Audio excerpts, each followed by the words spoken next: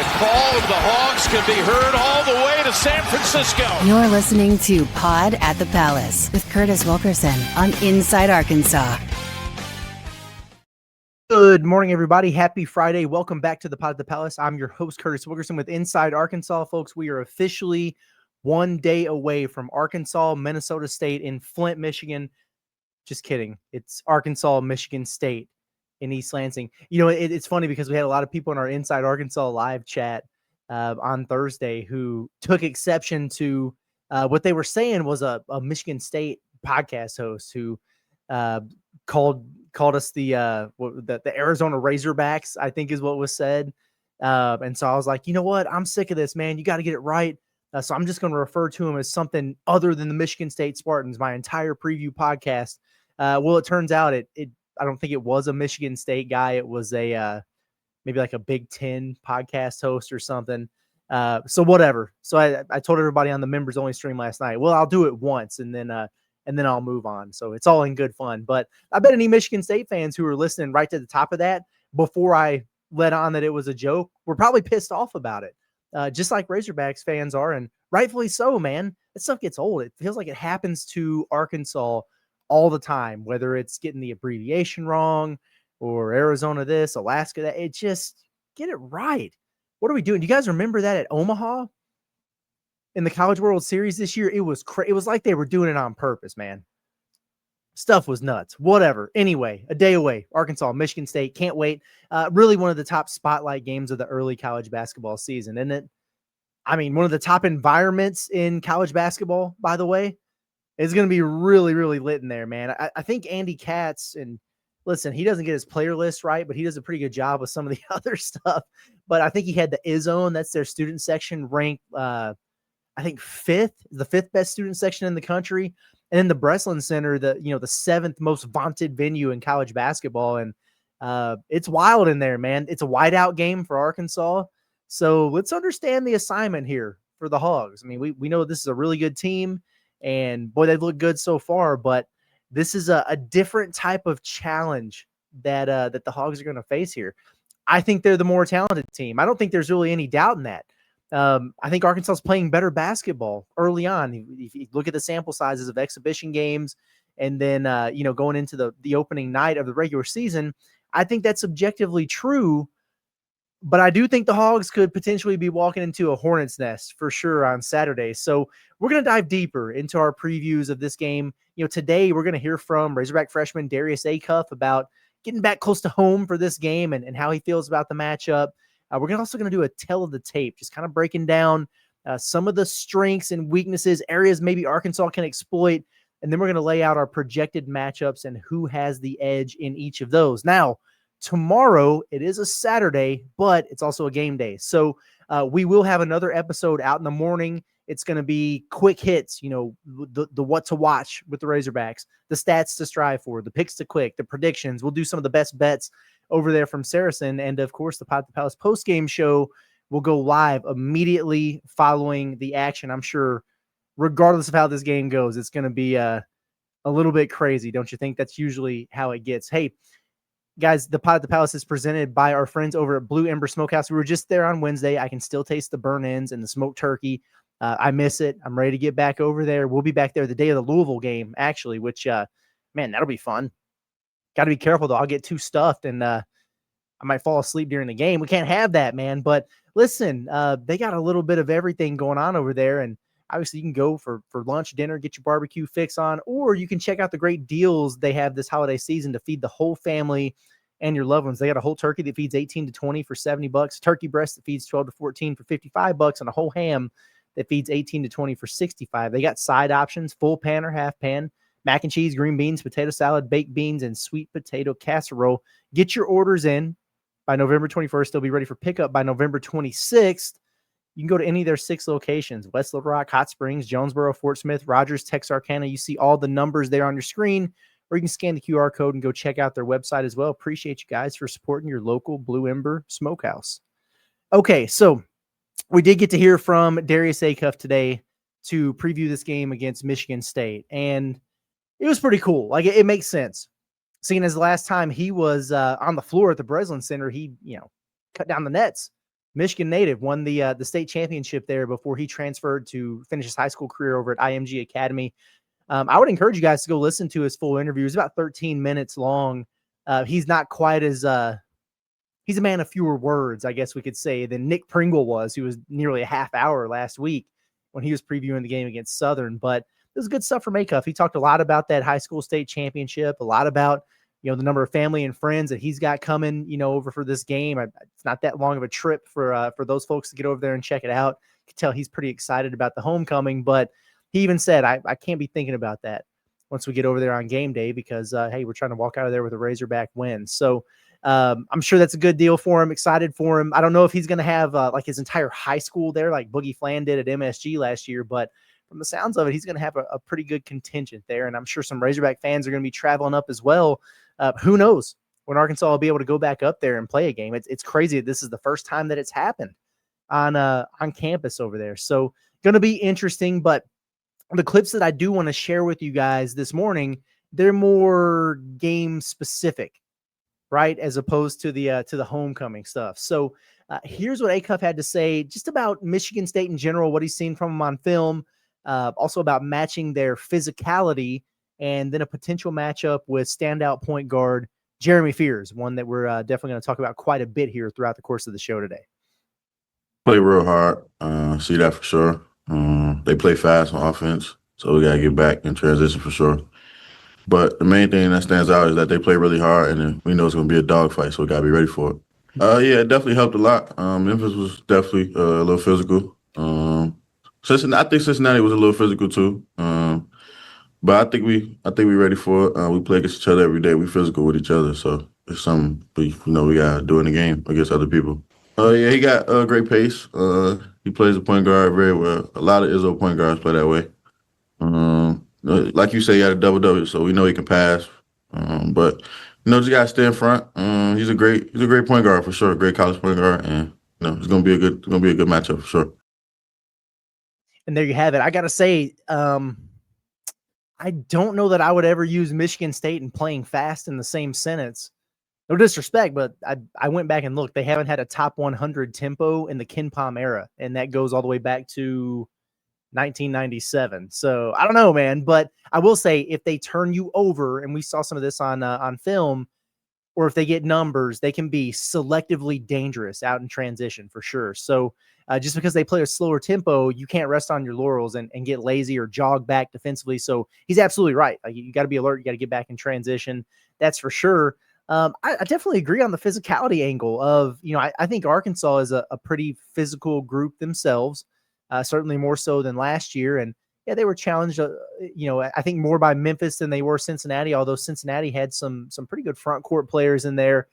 This is a different type of challenge from a physicality standpoint. We talked about it on Pod at the Palace After Dark yesterday, just in terms of the front court and how that looks, but it's kind of something that is part of the DNA over there. So it is going to be a little bit different for Arkansas. I'm really, really looking forward to seeing how they respond to it. I also wanted to play one more clip, kind of a compilation of answers here, where Acuff, he did talk a little bit about his recruitment from Michigan State. I always think that's interesting. Tom Izzo did offer him in high school.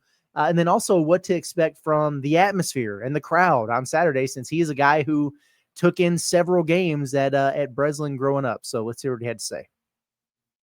Coach Izzo came to my school, 10th grade. Came to Cass. Yeah, I got a lot of respect for Coach Izzo. He recruited me a little bit in that summertime. And then, ultimately I came here, of course, but I got a lot of respect for Coach Izzo. Yeah, I told him it was kind of crazy. I don't think some of them really knew. I told him it's going to be packed in there. Because the fans, they actually come to the game out there. They crazy for sure. I know that for a fact. They crazy, and they support a lot Michigan State. Michigan State is a big school. A lot of people from Detroit go to Michigan State. So yeah, I know it's gonna be packed. I think Coach Chin knows. He coached in the Big Ten, so he knows about it. So yeah, a couple of guys know.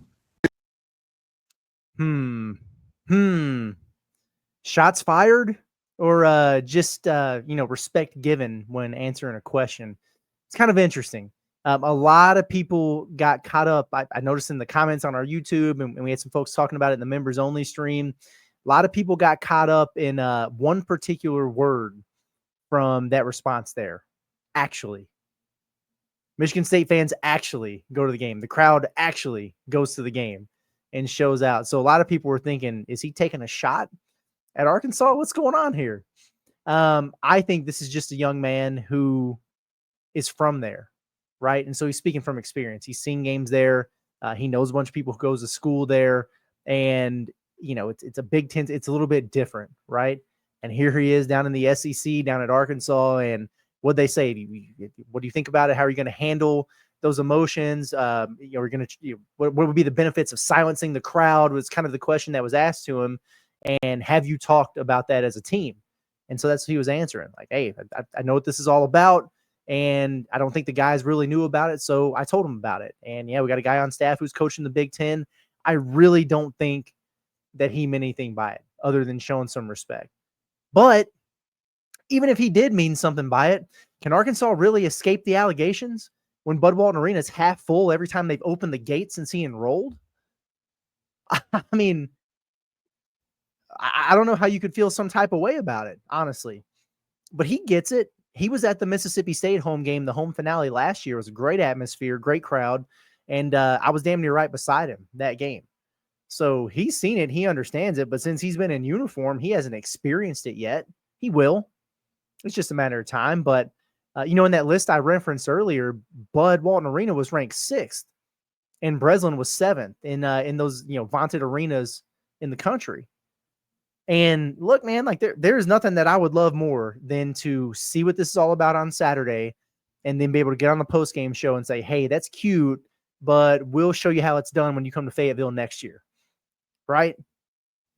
Unfortunately, that's just not where we're at right now. And I can't wait until we get back to it. And I know, I understand all of it. We talk about this on Inside Arkansas Live all the time. Like, it's not easy to get to if you're not in NWA, right? If you're not in Northwest Arkansas, it's not easy to get to. Midweeks are tough when you have a 9 to 5, for sure. It's too expensive for a family of 4. Yeah, for sure. I just have a family of 3 right now, and I get it. Like there's church on Wednesdays. Corporate season ticket holders are smuggling all the seats and not using them or jacking up the prices to where you can't get in the door. The in-game entertainment sucks. Yes, you're right. I'm not attacking anyone. I'm not. So spare me if you get offended. You're choosing to, because that's not what happened in here. We are on the same team. I have to pay money for my ticket to attend games now, just like anybody else. I get it. I understand. But it doesn't change what's going on. And if you don't think there hasn't been a downswing since Eric Musselman left, you're lying to yourselves. There has been. And we have 2 schools with great venues, awesome teams, Hall of Fame coaches, high expectations. One of them packed their house for Colgate in the opener, and the other was half full for Southern. And it is what it is, but I cannot wait to get it right, because we all know what Bud Walton Arena is capable of when it's rocking. I have no doubt in my mind that for the big games, that place is going to be it's going to be a buzzsaw. You're not going to want to walk in there if you're an opponent. There's no doubt about it. But we aren't that far removed. I've been there to mid-ass Mike Anderson teams where they would have a bye game on a random weeknight, and it was crazy in there. And there were tons of those under Eric Musselman.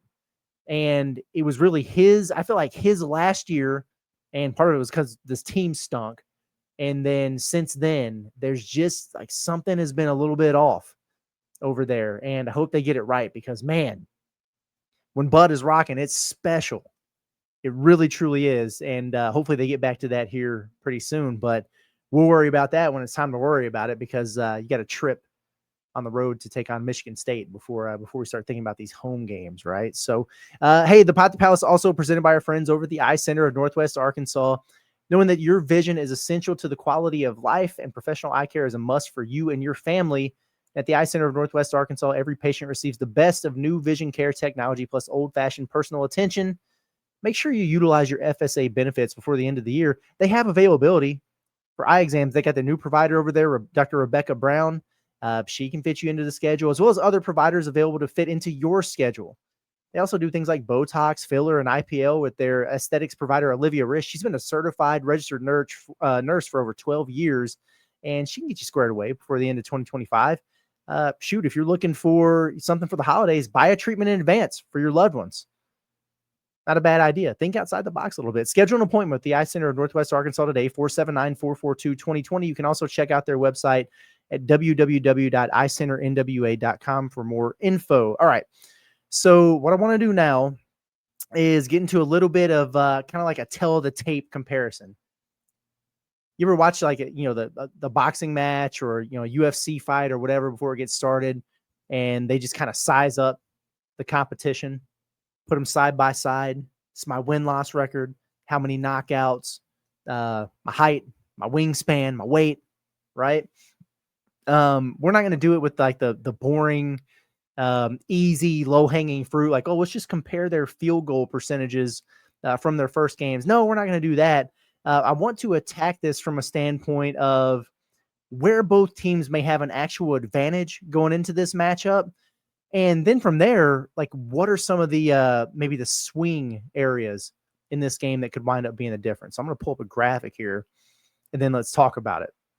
And to be honest with you, in some cases here, there's a little bit of a factor of unknown, right? Like, we've seen these teams play a couple exhibition games and, one regular season game. Their identities aren't entirely clear just yet. But the beauty of it in this matchup is that both teams have quite a bit returning, so you can extrapolate a little bit from that as well. But when I look at Arkansas in this matchup, and I think about the areas that they have advantages in, it starts with overall talent. It's not a knock on Michigan State. It doesn't mean they're not a talented team. They are. They absolutely are. That's why they're ranked in the top 25. They got a bunch of pieces back from an Elite Eight squad. Like, they're good, man. They're for real. There's no doubt about it. But Arkansas is incredibly talented. And, you just going off that, just, go look at the draft boards, whatever you have to do. How John Calipari recruits, but they have more of those guys than Michigan State does. Now, talent doesn't always win you games. I understand that. But it's true. It's something that Arkansas has a leg up in going into this matchup. Now, the flip side of that is you might be the more talented team, but Michigan State's at home. And they've got that home court advantage. And this is going to be the first time that a guy like Darius Acuff or Malik Thomas, who've been so great for you, step into a hostile atmosphere like this. Like, the Memphis exhibition was charged up, but it was like a 50-50 split in there, crowd-wise.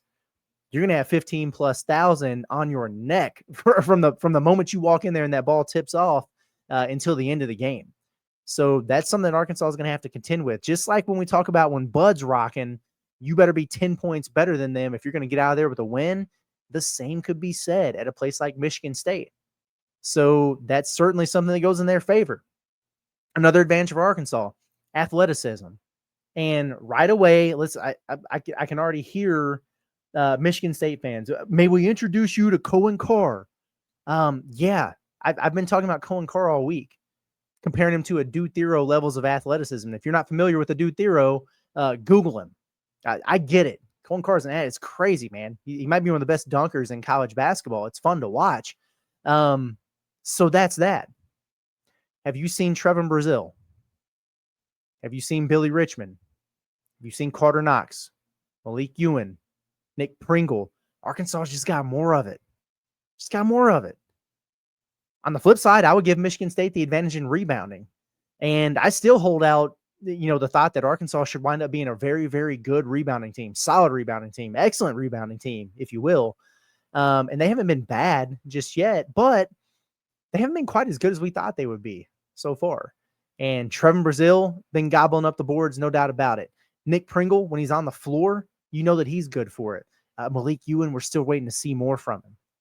I've been encouraged with some of the things from the guards. Like we've seen Carter in the past be really aggressive on the glass. Billy's an athletic guy who can go get them. Malik Thomas, I think, has led Arkansas at least once, maybe a couple times, or tied for the team lead in these early games that they played. So you have some of that there, but Michigan State can really, really board it. Their front court guys, especially Jackson Kohler, he was just outside the top 25 in both offensive and defensive rebounding percentage last season. That's in the country, by the way. The dude just has a nose for it. He really does. He's a good player. Carson Cooper, another one, nearly a 7-footer there, who has nearly averaged more rebounds than points last year. In fact, he might have. It was very close. Obviously when you have an athletic guy like Cohen Carr, they really get after it on the glass. They had 19 offensive rebounds in their opener against Colgate. That's a lot. Last year, that team, and obviously there's some turnover there, but they were 28th in the country in offensive rebounding percentage. Like, that was one of their strengths, and then they didn't give them up. They were 9th in rebounding percentage defense. So they kept teams off the offensive glass as well. So, again, we talk about the physicality, the tough, all those things that go into this game. This is going to be a challenge for Arkansas on the backboards. Now, with talent, with athleticism comes firepower. And what we've seen from Arkansas is a potent offense. They can fill it up in a hurry. They can have guys who aren't playing well, and they can still put 90 on you. Arkansas has more firepower going into this game. They just do. Think about all the different guys for Arkansas who on a given night could go off and give you 20. Well, I mean, we can name everybody in the rotation. Think about it for a second. Darius Acuff, DJ Wagner, Carter Knox, Trevin Brazile, Malik Thomas, Malik Ewan, right? Billy the Kid. I don't know if Nick Pringle is going to give you 20, but he damn near gave Arkansas 20 last year at South Carolina. They've got a lot of firepower, and they can really score it. So, is this going to be a game where they're able to get to 90 again or whatever? Are they going to have as much success against Michigan State as they have some of these other teams? I don't know about that, but is Michigan State going to be able to keep up? I think it's a fair question to ask. So who gets off to a faster start in this game? I think it's going to be really interesting to see, because I think Arkansas is a team who you might start slow and get behind early, but they've got the type of ammunition in there to where they can come back and put a run on you. But if Arkansas gets out of the gates quickly, I think it's going to be more of Michigan State would have to really tighten up defensively and start stringing together some stops and chip away, as opposed to them putting on their own flurry. I may very well be wrong, but based on what I've seen so far, that's what I think. Now, physicality, I will give Michigan State the advantage, and it's not because I think Arkansas is soft or anything like that. That's not the case at all. That's why you went out and got a guy like a Nick Pringle, right? Carter Knox, tough as nails. Billy Richmond, tough as nails. Darius Acuff, he's built like an NFL safety, man. So Arkansas's got some of those guys, but it's like I said earlier, I just feel like, that physical aspect is something that's just ingrained. It's kind of in the DNA of Michigan State.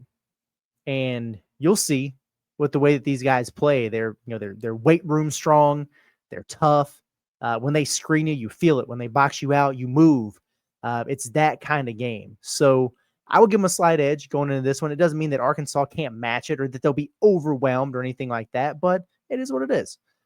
Transition, Arkansas plays faster. They're going to have an advantage there, whereas maybe half court type of execution, you might look at Michigan State and think they would have an advantage because it's a team that tries to be more deliberate. And I think that they have one of the better table setters in the country at point guard. So if you need to run a set or get within your offense and have somebody find you a good shot, an open look, he's the type of guy that can really, really do that. So there's your trade-off there. Arkansas is a better three-point shooting team. I think Arkansas is going to be a good three-point shooting team this year. They made 10 of them in this last game. How's it going to carry over to the road? That's going to be interesting to see. Arkansas was 8 of 20 against Cincinnati. They were 10 of 28 against Southern at home. They were 6 of 17 from 3 at Memphis. What is this going to look like on the road at Michigan State when you got a little bit of game pressure on you? We'll see. But either way, Michigan State, not a good three-point shooting team. Let's see. Last year, Michigan State shot 31.1% from 3. That was 319th in the country in percentage.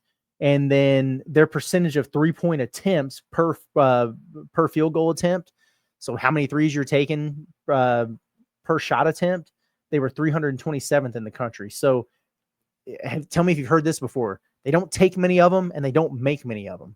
And that's kind of been Arkansas's tale for the longest here. Tell me if you've heard this before. They lost a lot of their guys who were making threes last year, And, you look at this team this year, and they got a couple guys who can shoot it for sure, but they don't seem to have a whole hell of a lot of volume there. Let me see what they shot against Colgate in the opener. 6 of 21, 28.6% there. Oh, and by the way, if we're talking about Arkansas and their ability to knock down threes, Colgate went 11 of 29 on them.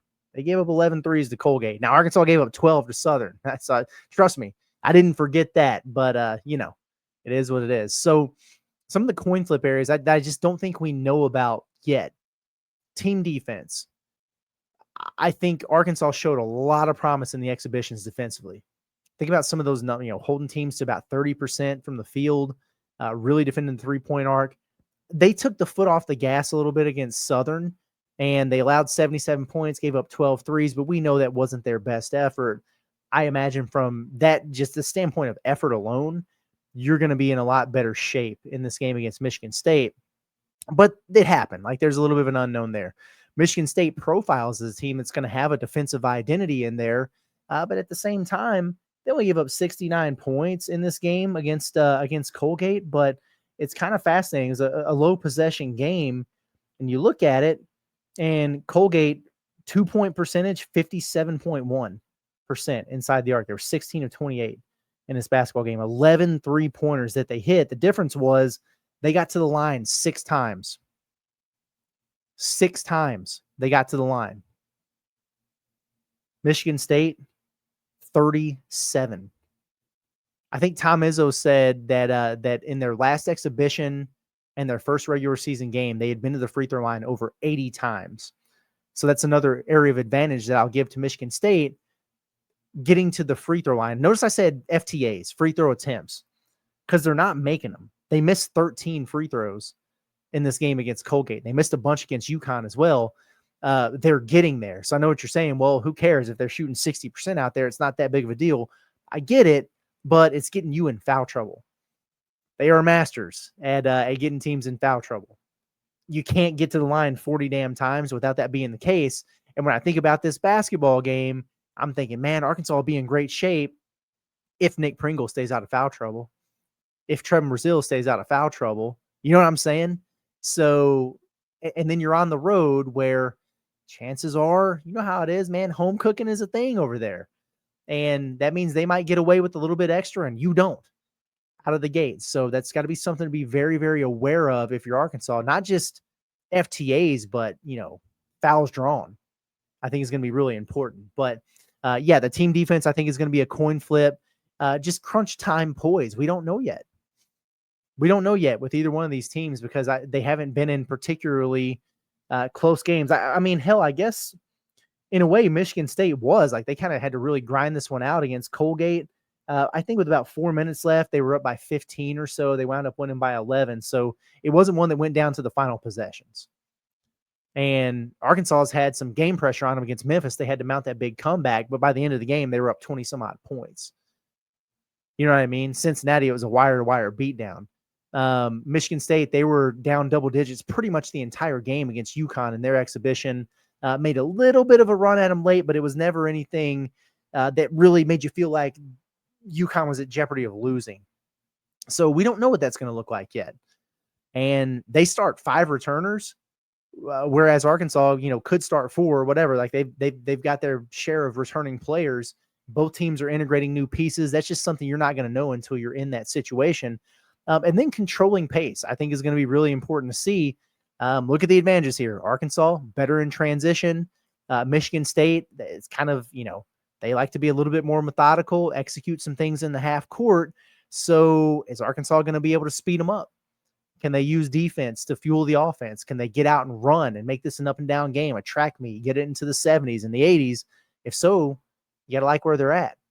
This becomes a grinder and a slugfest.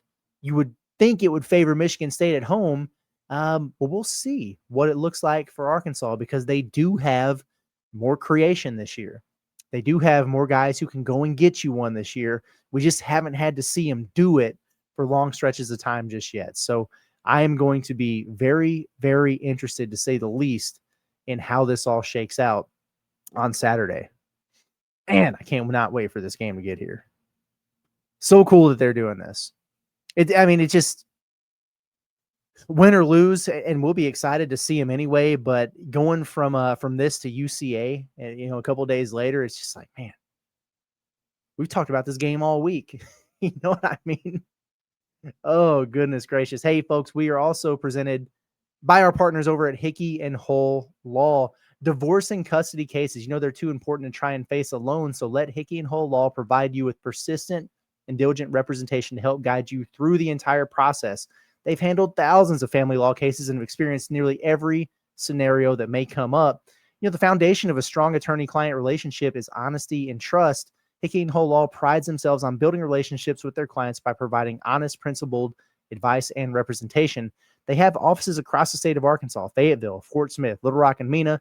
You can call them today at 479-434-2414, or you can check out their website. Visit hickeyandhull.com or scan the QR code in the top, or actually the bottom right-hand corner of your screen. It's Hickey and Hull Law. Things are about to get better. Okay. Final segment here of the show. We're already 31 minutes in, so long show again. You know how it is. I want to now, and I was looking forward to that. We saved the best for last, I think is what I'm trying to say. It is 1:44 a.m. Friday morning. It's been a night. It's kind of crazy, man. We had the members only stream. That was a really good time. And then I did a lot of prep for this because, we're talking about opponent breakdowns and matchups, and we got a bunch of stats and numbers and everything else. A lot of times just kind of jot down a few talking points and we just riff.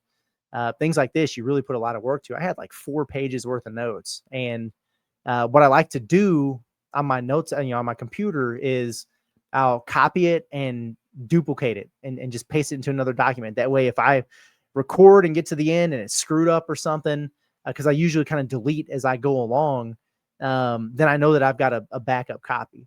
Well, I was trying to do that, and so I selected everything, and then I accidentally hit a key, and it deleted it all. And I did everything in the world to try to recover it, and I couldn't. So we've been winging it a lot more than I wanted to, but so far so good. But it's made for a fairly late night here. But what I want to do is get into some matchup projections, and we're going to go position by position in the starting lineups, and then we'll look at the bench units as a whole and determine what that looks like, and also who we feel like has an advantage going into this game. And this is an objective viewpoint. Okay, so if I think the 5 Razorbacks are better than their counterparts, I'm going to say it. If I feel the opposite, I'm going to say it. I'm not just going to do this every game and be like, oh yeah, Arkansas is better at all 5 positions. We also know that anything can happen on a given night, but I just want to do the best job I can of giving a realistic preview of how these teams stack up, at least in my opinion.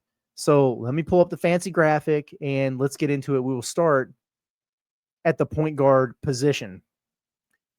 I think Jeremy Fears is Michigan State's best player. He's certainly their most important player. And, after the Colgate game, Tom Izzo pretty much referred to him as like the head of the snake, if you will. Like as Fears goes, Michigan State goes. And he's 6'2", 190 pounds. This is his 3rd year in college. He hasn't been a big time scorer in his entire career. But 7.2 points per game. Actually, last year it's his high water mark. He hasn't been a big 3-point shooter. Actually, only 13 made threes a season ago. But he's just the catalyst for everything they do. Very, very gifted table setter. He had 196 assists last season. That's a lot. He was 8th in the country in assist rate. Pretty good point of attack defender as well. They're looking for a big jump out of him. He had 14 points, 10 assists in their win over Colgate. Pedestrian first half, really good in the second half. Here's the thing. If I just match positions here, like, all right, point guard on point guard, and had him paired with Darius Acuff, who was asked about Fears, we played that clip a little while ago, I would give Acuff the advantage because he's a far more talented and dangerous player. He is. But so far, the only potential chink in the armor for Darius Acuff has been on the defensive side of the ball, particularly keeping his man in front off the bounce. He said it himself in the clip that we played a few minutes ago. Now, Acuff has it in him, and he'll continue to get better, But Arkansas, they just absolutely cannot afford to let Fears get paint touches whenever he wants in this game, which is why for matchup purposes, while we're doing this, I've got DJ Wagner on him. So if you look at that and you go like, whoa, why isn't that switched at the 1 and the 2? Well, that's why. That's my thought process here. Now, in fairness, Arkansas switches a lot on the perimeter anyway, so multiple guys will have this assignment. I wouldn't be surprised if Acuff starts on him, but only winds up guarding him half the time because he makes one pass and goes and sets a screen, and then him and DJ switch, whatever. Okay. Here's the thing. By SEC play, I'm all for sticking Acuff on a player like this. Game 2 on the road in a huge matchup.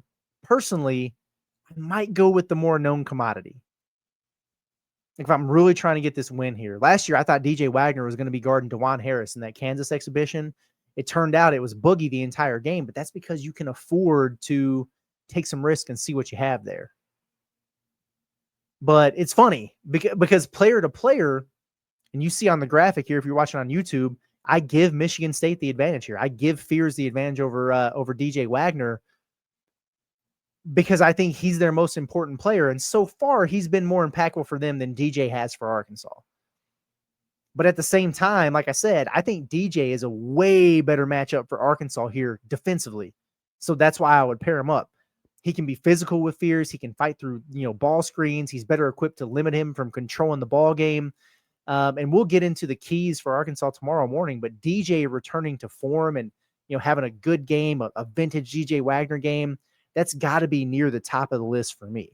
He's so important to what Arkansas has going on here. So there's my thought process. Now, moving on to the 2, again, as you can see, I'm not doing this so much position by position as I am what I think Arkansas's defensive matchups should be. So keep in mind the context. With that being said, I think this one is going to be a pretty lopsided advantage for Arkansas, regardless of who you put there. I've got Darius Acuff with the advantage over Kurtang.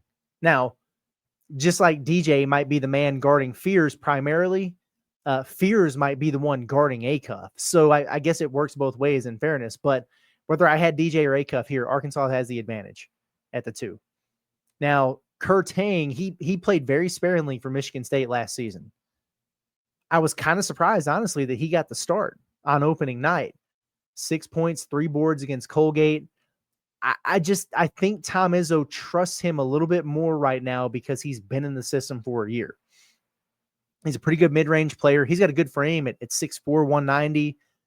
Still putting things together as a shooter, as a defender. The other option is a Samford transfer, Trey Fort. And he's about the same size. He averaged 15 per game at the mid-major ranks last season. The big thing was, for this Michigan State team, they struggled to shoot last season, right? And they were, we talked about it, like 31.1% or whatever from 3. And they lost Richardson off of that team. He's in the league now. And Trey Holloman's at North Carolina State. Like, you got, guys got Atkins is gone. They went out and got Trey Ford. He's a guy who made 83 pointers a season ago. So he should theoretically help them from that standpoint. But this is a position that Izzo has been pretty open about some uncertainties. And he's called them out defensively early on. So when you're a guard and you're getting called out defensively, Arkansas is not who you want to see. I'm just saying. Because we talk about Fort coming off the bench and being at that spot. They're going to have to deal with Malik Thomas coming off the bench. Not what you want to see. Advantage Arkansas. On the wing, first of all, we hope Carter Knox plays, right? Mentioned it the other day, but he would be such an X factor in a game like this. A big physical wing. He plays with toughness. He'll stick his nose in there defensively and on the glass. He'll play through and finish through contact, which is, I think, is going to be a big thing in this game. If you have him, it's hard not to feel really good about Arkansas's chances here, even on the road. And so I go advantage Arkansas on the wing. Now, that is not to say that Cohen Carr from Michigan State is a slouch by any means. He is not. 6'6", 225. The dude is a supreme athlete. Like I said, I've compared him to a Duthero from that regard. but he played 21 minutes per game last year coming off the bench, and he averaged 8 points and 4 rebounds. He is just one of those guys that they're really, really banking on taking a big leap. He had 12 points and 4 boards in the opener against Colgate. Only 5 made threes on 15 attempts last season.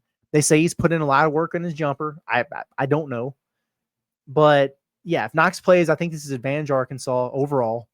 If he does not, does that flip my thought process? Maybe more of a wash with Billy. Because Carr's going to have a size advantage. He'll have 20 pounds or so on him. But we know that, Billy Richmond can match anybody athletically, explosively, with toughness, for sure. He's not backing down from anybody there. So I hope that Arkansas can throw both of those bodies at him. That'd be cool. Sign me up for that, but we'll just have to see what it looks like. At the 4, this is another scenario where I think Trevin will probably guard Carson Cooper, but I'm not sure if the opposite will be true. So this looks like it's going to be part of a double big lineup for Michigan State, and I'll be anxious to see what that looks like and if Arkansas counters with Pringle and Ewan at times, as opposed to going smaller at the 4, which will really be, something to keep an eye on pending Carter's status. I know I keep throwing that out there, so people are probably thinking, man, Curtis keeps saying if with Carter, boy, he must be trying to hint at something. No, I'm not. I don't know yet what that's looked like at practice. I haven't heard.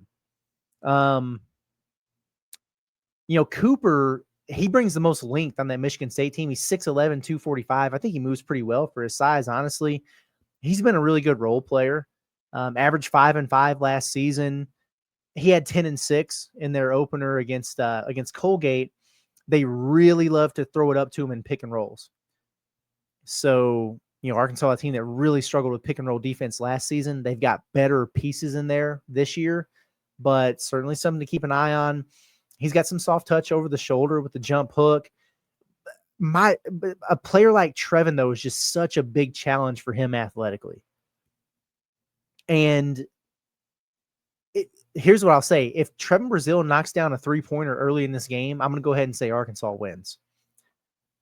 Because if Michigan State really has to extend their defense to account for that, not only is it going to open up driving lanes for the guards by getting their best, rim protector, their most length out of the paint, it opens up Trevin to get into attack mode. And if he's able to do that, this is a matchup I really think that he could thrive in. TB is going to need to keep him off the glass. He's going to need to be physical. Those are areas he's improved in quite a bit. I feel better about him doing that than anyone else on the roster at the moment. Got to stay out of foul trouble, though. Same could be said for them.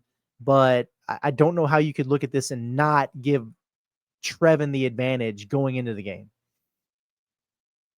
At center, at the 5, listen, I kind of feel the same way about this that I did, the one with Fears and Wagner.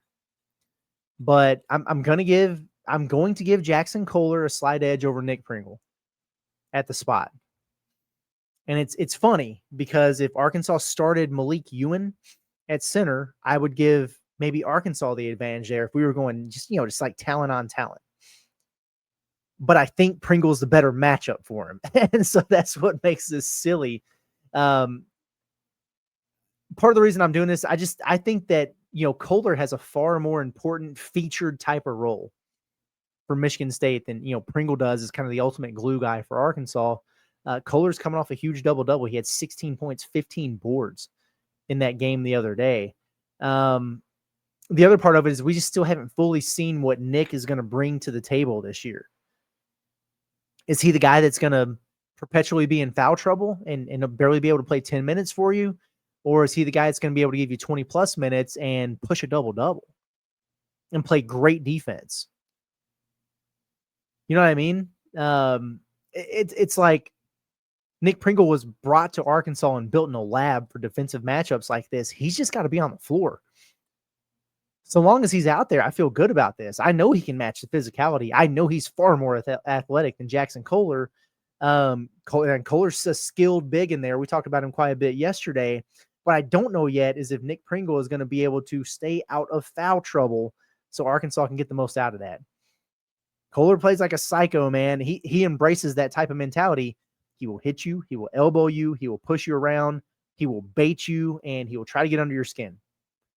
And so Nick has to match that intensity, which he will, but also be smart out there because they're really going to need him on the floor. My thought process here is the more minutes that Nick Pringle is able to spend on the floor, I think the better Arkansas's chances to get out of there with a win. Finally, with the bench, listen, we can make this short and sweet, and then we'll get out of here. I fully acknowledge if Carter Knox has to sit, things do get pretty thin for the Hogs. They do. The question then becomes, does Cal trust Isaiah Sealy or not in a situation like this? It sure didn't sound like it based on what he was saying after that Southern game, but I guess we would find out if that were the case. Now, he did say if Carter didn't play that Sealy would, like he would get opportunities. That was right after, kind of dunking on him for getting dunked on and saying that he's a step behind some of these other guys, whatever. So we'll see. It'd be pretty cool if it was a situation where you were a little shorthanded and you did have to give Sealy some burn. He just came out there and stroked a three right away, comes up with a defensive play, gets down in transition and gets a dunk. That'd be all great. But I get it. A lot of this pins on Carter. But, and I like Cam Ward off the bench for Michigan. I like him a lot, actually.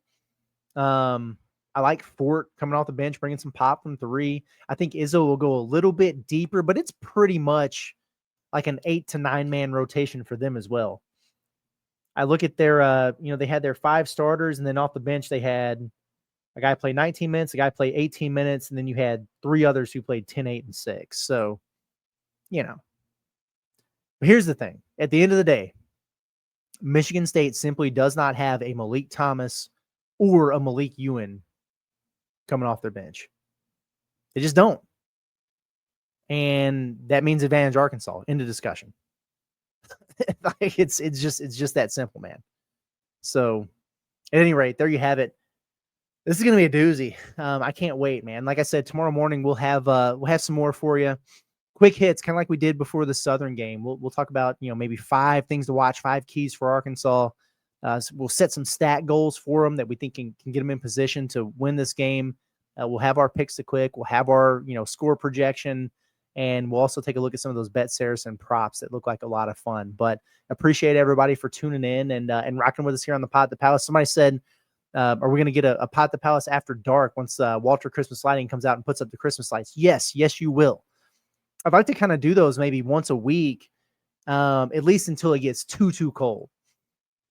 And I run every day outside, so I don't mind some cold weather. But if it's nighttime and it's 10 degrees and it's windy, and I'm just trying to walk around and carry a selfie stick and not have the shakes out there and the shivers, so there will be a time where maybe we don't do it so much. But while we can, heck yeah, I'd love to get out there and do it. So anyway, out of here. Appreciate y'all. Subscribe to the Inside Arkansas YouTube channel. Find us here tomorrow.